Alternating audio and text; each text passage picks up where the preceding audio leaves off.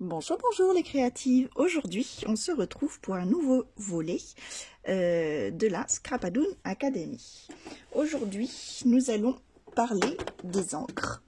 Des encres en pad que j'utilise. Donc, il n'y a pas toutes les encres qui existent, mais c'est celles que, voilà, les principales que j'utilise, dont je vais vous montrer les fonctions et même peut-être quelques fonctions cachées que vous ne savez pas.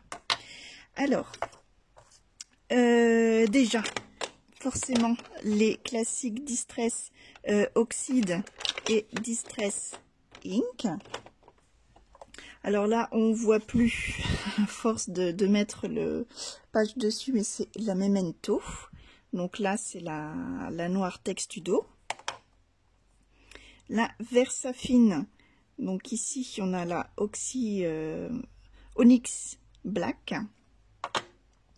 Versafine de couleur, voilà, donc j'ai 3 petits pads, voilà, Vintage Sepia, Imperial Purple et la rouge. Et enfin la Versamark. Alors déjà nous allons faire des petits tests, mais avant ça je vais vous parler des deux Distress Oxide, Distress Ink. Alors quelles sont les différences entre les deux? Eh bien honnêtement elles sont presque identiques, sauf que la Distress Oxide est un petit peu plus pigmentée en fait que la Distress Ink. Ce qu'il faut savoir, c'est que ce sont deux encres à l'eau qui réagissent avec l'eau, donc elles sont parfaites pour faire des fonds. Donc pour cela, tout simplement, je prends mon pad, donc soit je l'applique directement sur ma plaque Mix Media, ou alors je prends un bloc acrylique comme ça. Voilà, j'appose un petit peu de matière, je vaporise avec de l'eau.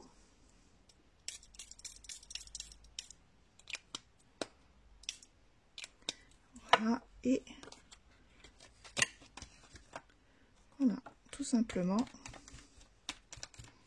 je viens récupérer avec mon papier. Donc on peut faire ça avec différentes couleurs. Voilà, et on peut venir utiliser une autre couleur. Hop.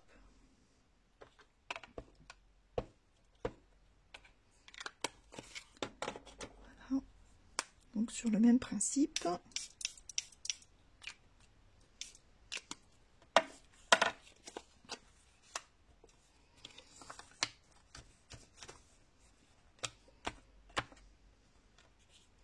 Voilà, et ainsi on refait sécher. Et voilà le résultat. Ça fait de jolis fonds. Donc bon, là j'ai pris des couleurs assez claires, mais c'est plutôt très joli. Alors, autre manière aussi d'utiliser les Distress. Donc je peux pas vous montrer la différence parce que en ink j'ai que celle-ci, la Distress Ink Vintage Photo. Je m'en sers beaucoup pour, enfin, j'utilise que celle-ci pour ancrer, en fait, faire les tours. Pour faire les tours les contours, en fait, vous voyez, où je fais les contours ainsi, et ça me permet de vieillir mon papier. Voilà, c'est assez chouette puisque du coup l'encre est assez fluide, et on peut venir, voilà, sur le devant comme ça un petit peu faire des effets vieillis.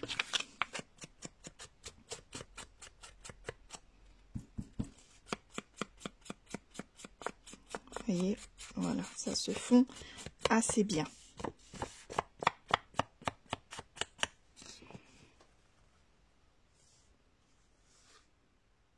Donc c'est là où il va y avoir une différence entre la Distress Ink et la Distress Oxide, c'est que la Oxide est beaucoup plus pigmentée. Donc du coup, sur des fonds fondus, je vais vous montrer. Donc là, on sera vraiment... on verra vraiment la différence. Donc c'est pour ça que moi je n'ai principalement que de la oxyde, hein, à part celle-ci qui est en ink, puisque j'utilise ceci. Tac tac tac, voilà. Alors donc du coup, voilà, j'utilise ceci vraiment beaucoup pour faire des fonds. Donc je viens prendre la matière, voilà, sur mon tampon. Donc je peux très bien aussi utiliser des mousses comme ça à maquillage, voilà, des petits carrés de mousse, des doigts mousse, ça marche aussi. Voilà, et là on peut venir, voilà, poser de la matière, ainsi que les brosses aussi. Voilà, donc là la différence c'est que celle-ci, cette encre va être beaucoup plus pigmentée, et la pigmentation en fait va rester beaucoup plus longtemps à la surface que la Distress Ink. Donc du coup, pour faire des nuances, ça va vraiment nous servir pour pouvoir mélanger du coup ces encres et de faire de jolis dégradés.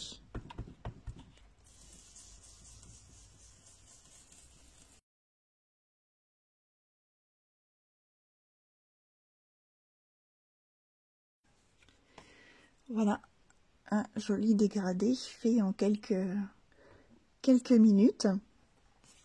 Et donc voilà, après vous pouvez, ça fait un beau fond et vous pouvez y mettre voilà, ce que vous voulez devant. Donc voilà les deux différentes utilisations qu'on peut faire avec les Distress. L'avantage des Distress, c'est qu'elles sont opaques, donc on peut très bien tamponner sur du papier noir. Alors, voilà, donc sur le papier noir, alors je vais utiliser voilà, le bleu, enfin, ce bleu vert d'eau plutôt. Voilà, donc là je viens prendre la matière et je viens tamponner.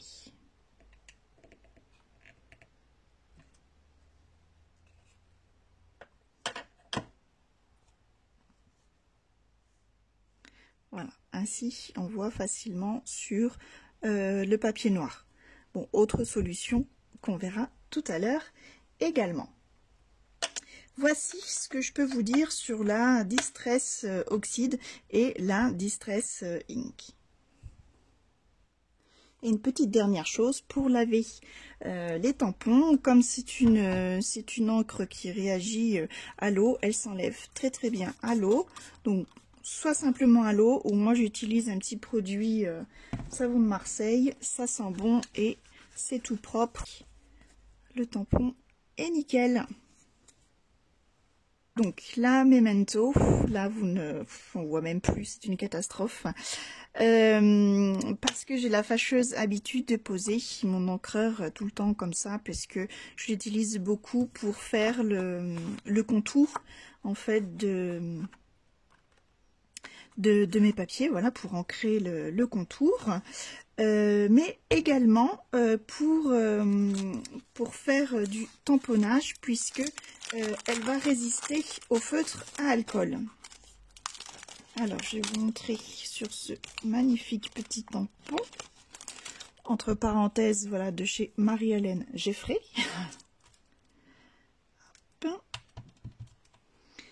Voilà, donc on va faire un tampon.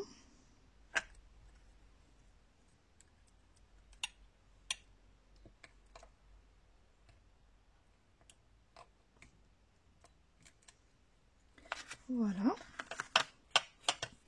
on va laisser sécher. Donc comme je vous disais, en attendant, moi je l'utilise pour faire mes contours aussi en noir. Voilà. Voilà, ça permet de d'apporter une petite nuance. Alors on va bien laisser sécher et je vais vous montrer. Donc avec mes feutres à alcool. Alors on va faire un petit chat.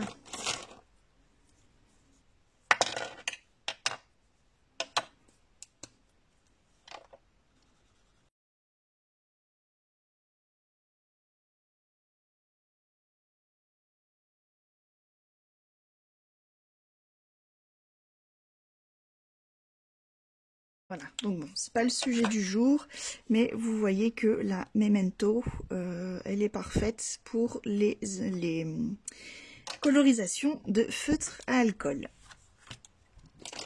Voilà, alors passons à l'encre, à une encre suivante. Donc là, par contre, elle se nettoie aussi très bien avec mon Tube-Sheet magique. Un petit peu de savon de Marseille. Une de mes préférées, c'est la Versafine. Alors la Versafine, vous la trouvez donc en plusieurs formats. Donc là, c'est le gros pad Onyx Black, mais également en petit de couleur comme ça. Alors, la Versafine, de son nom, a un pigment très fin, ce qui va nous permettre en fait d'avoir vraiment une comment je dirais, un tamponnage avec délicatesse. Alors je vais faire un essai. Vous voyez par exemple, voilà ce tampon là a quand même une écriture, hop, une écriture délicate. Donc si on veut qu'il soit tamponné vraiment impeccablement, il vaut mieux prendre la Versafine. Voilà, ça permet aussi, pas seulement pour les écritures, mais aussi pour certains tampons qui ont vraiment du petit détail. Ça permet vraiment de tamponner vraiment, je dirais, au top tous les détails.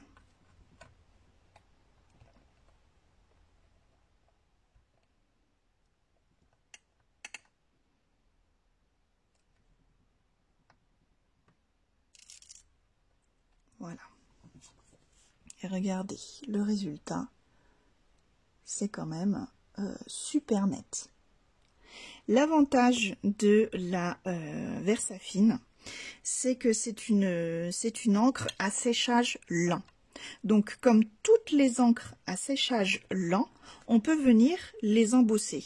C'est-à-dire que si je veux que mon texte ressorte de façon brillante, on va dire, hop, je vais venir utiliser ma petite poudre embossée holographique. Et je viens tout simplement, hop, voilà, mettre de la poudre dessus. J'enlève le surplus. Là, vous voyez que la matière s'est déposée dessus.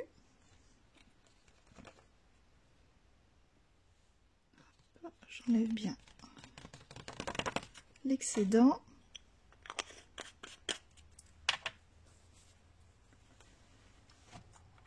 Voilà, et ainsi je peux venir chauffer pour faire réagir ma poudre. Et voilà. Nous avons voilà un petit embossage qui apporte vraiment un petit côté lumineux.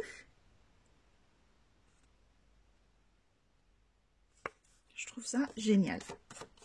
Alors, c'est pour ça que je l'ai en plusieurs coloris, puisque, alors, là, je nettoie tout de suite.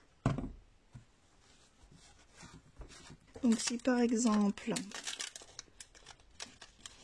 voilà, je vais faire les petites chaussettes. C'est vraiment très délicat. Je vais les faire en violet.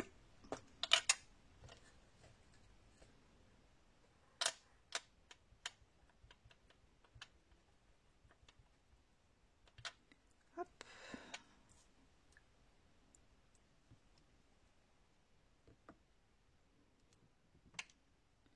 Vous voyez que déjà, pareil, c'est un tamponnage nickel. Et l'avantage, c'est que, par exemple, on peut venir, donc j'avais ajouté des paillettes tout à l'heure, mais on peut très bien l'embosser en transparent. Alors, vernis transparent.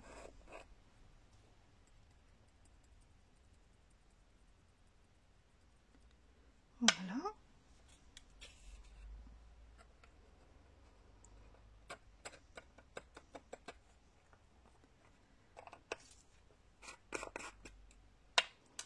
Je viens embosser tout ça. On va chauffer. Et voilà mes petites chaussettes embossées. Donc pareil, voilà, ça leur donne un petit volume, une petite surbrillance de couleur. Voilà, on n'est pas obligé d'utiliser de la poudre embossée de couleur. Vous voyez, un petit coup de Versafine et la poudre embossée de transparente, pardon. Et je trouve ça vraiment génial. Alors, je vais vous montrer. Je vais retamponner. Hop. Mes petites chaussettes en normal pour vous montrer. En normal, enfin juste avec. Voilà. Juste avec mon tampon. Puisque c'est une encre qui va résister à l'eau si vous voulez utiliser par exemple de l'aquarelle ou des feutres à l'eau ou voilà, des choses comme ça. Alors c'est vrai que c'est bien de faire un contour en embossage puisque comme je vous disais, ça crée un petit volume, donc ça crée une petite butée pour ne pas, surtout quand il y a des petits détails comme ça, pour ne pas aller déborder, en fait, tout simplement. Voilà, ça permet avec notre pinceau d'y aller vraiment doucement. Hop. Donc voilà pour les avantages de la Versafine. Donc petit essai, si je veux le coloriser, donc par exemple avec la Distress Oxide, hein, tant qu'on est dans les encres, je peux venir donc le poser sur mon bloc acrylique ou ma table mix média hein, directement. Voilà, je mouille un petit peu, je prends la matière, voilà, et je vais pouvoir venir coloriser tout ça.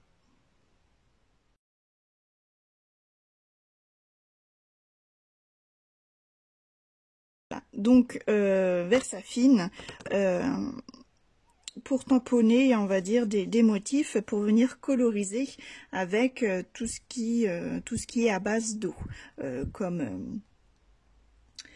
les aquarelles et compagnie, voilà, ou donc les Distress Oxide voilà, que l'on peut utiliser aussi pour coloriser. Ensuite, voyons donc le dernier pad, la Versamark. La Versamark, c'est un pad incolore. Bon, là, il est un peu rose parce que s'il est un peu vieux. Mais voilà, je vais en ouvrir un tout neuf. Vous allez voir, il est incolore. Et il réagit en fait un petit peu comme une colle. qu'on va venir apposer sur notre tampon pour que la poudre justement à embosser tienne dessus. Alors, donc là je vais faire exactement le même tampon à côté que nous avions fait avec la Distress.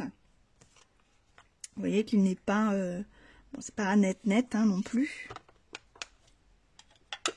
Voilà, donc vous voyez le pad quand il est neuf, voilà, il est bien transparent. Après c'est vrai que moi j'aime bien essayer plein de choses, donc forcément le matériel en prend un petit coup quand même.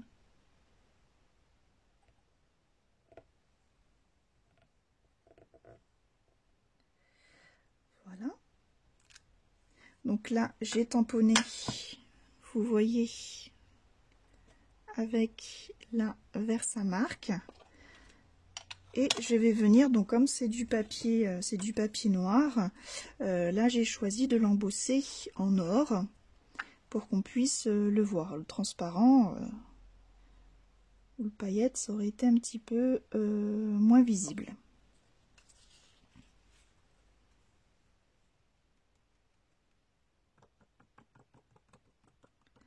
Voilà. Alors, vous voyez qu'il reste un petit peu, vous voyez là,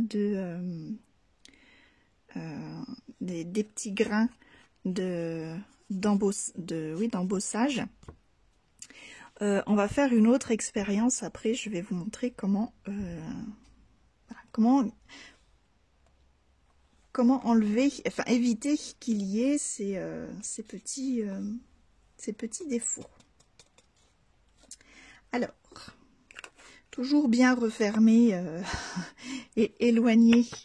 Donc, alors on peut venir tapoter déjà derrière comme ceci pour enlever l'excédent. Ça enlève déjà pas mal d'excédent.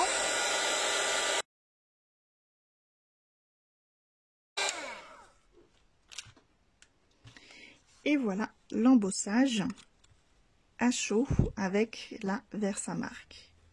Donc c'est quand même sur du papier noir, c'est tout de suite, on va dire ça claque. Hein.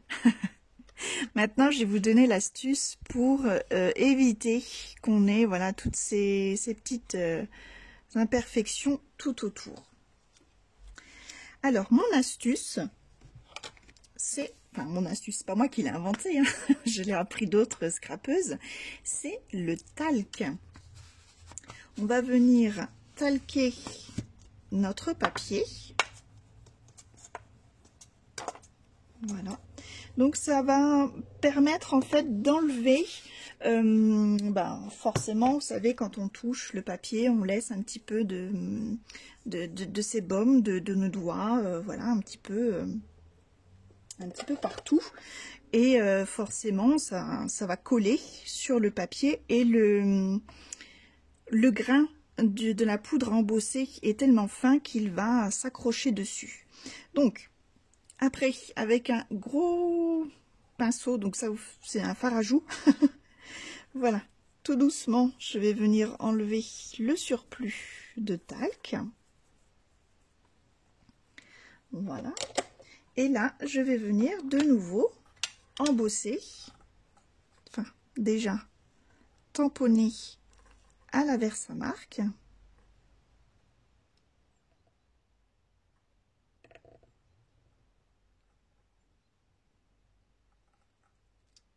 Voilà. Et donc avec la même encre,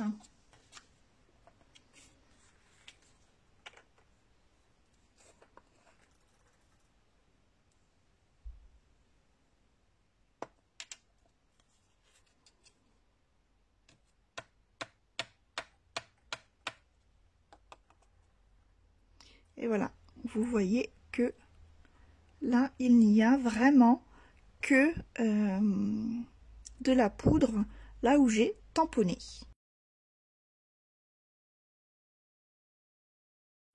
Et on a quelque chose de tout de suite beaucoup plus net.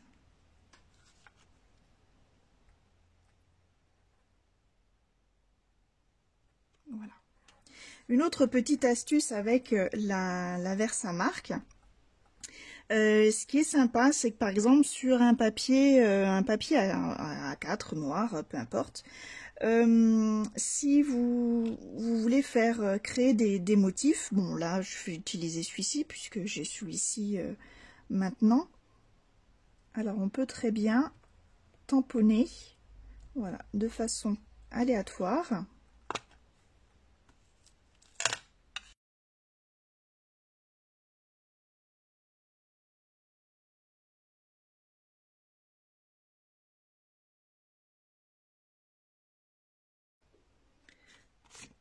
Voilà, ainsi on peut ajouter en fait un petit peu de motifs à notre papier. Voilà, c'est une petite variante d'utilisation de la Versamark. Voilà, on peut presque croire que le papier a été imprimé comme cela. Donc là pareil, la Versamark, un petit coup de cleaner, parce que c'est quand même assez gras, donc voilà, à bien nettoyer tout de suite après. Et donc pour clôturer ce chapitre, je vais vous présenter quand même la Stazone. Donc là, bon pareil, on voit plus grand chose, mais c'est la Stazone. Stazone, c'est une marque bien spécifique, à pigment vraiment très fort. Celle-ci, on va l'utiliser, alors je vous montre. Hop. Voilà, donc là ça c'est du bleu. C'est un pigment très fort, donc ça va aller aussi sur les et à séchage rapide. Donc on peut très bien l'utiliser aussi pour faire les colorisations. Alors je vais prendre un autre tampon, on va prendre le chat, toujours. Bon, oui, ok, ça fera un chat bleu, mais c'est un peu bizarre, mais tant pis, pourquoi pas.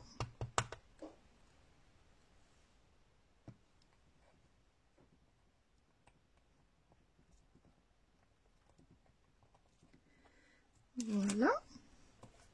Donc vous voyez que là, mon chat est quand même tamponné un petit peu plus, avec un petit peu plus de précision que la Memento de tout à l'heure. C'est le même papier que j'utilise, hein. C'est du papier Clairefontaine, lisse, voilà, c'est du 160 grammes, hein, tout simplement. Donc revenons à la Stazone. Comme c'est un séchage très rapide avec pigment fort, elle permet de tamponner sur, par exemple, de l'acétate ou rhodoïde, voilà, suivant comment vous l'appelez. Alors, je vais vous montrer ça.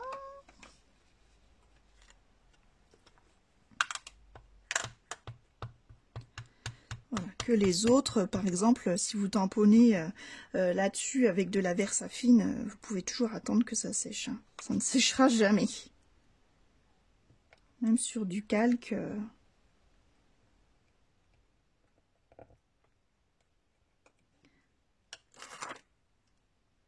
Voilà.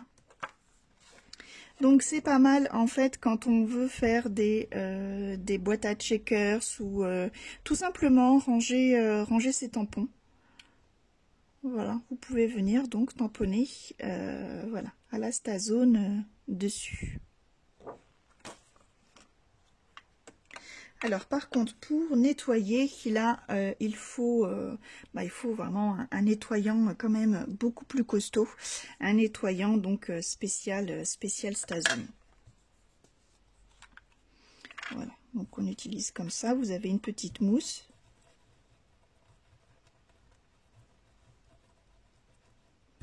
Voilà, les gels hydroalcooliques fonctionnent aussi pas si mal que ça. Voilà, donc n'hésitez pas à passer plusieurs fois, puisque l'encre peut être un petit peu persistante et laisser, voilà, laisser un petit peu de pigment dans vos tampons. Voilà, donc là je vais venir coloriser mon petit chat.